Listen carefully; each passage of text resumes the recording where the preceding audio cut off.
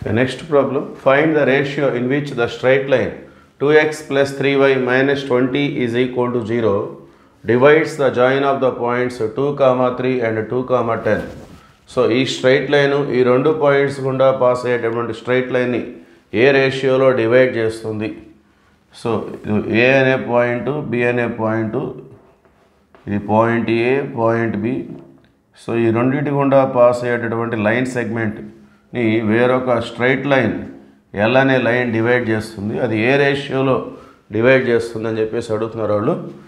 ముందుగా గివెన్ పాయింట్స్ని మనం ఈ విధంగా తీసుకుందాం.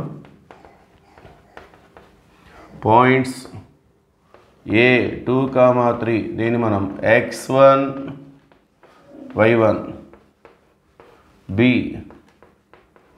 2, 10 ఇది x2 y2గా డివైడ్ చేసుకుందాం. ఆ రేషియో ఫార్ములా వచ్చేసి ఈ విధంగా ఉంటుంది.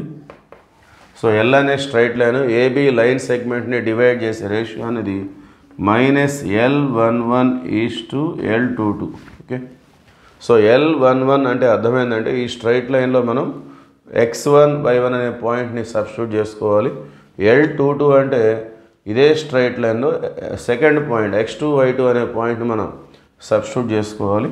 So let us see that -L11 అంటే ఇక్కడ ఈ స్ట్రైట్ లైన్లో x1 y1 అనే పాయింట్ మనం సబ్స్టిట్యూట్ చేసుకుంటాం.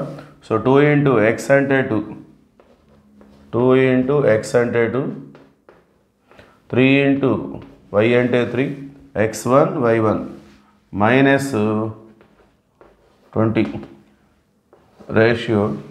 Next second point x2 y2, 2 × x means 2 plus 3 × y means 10 -20.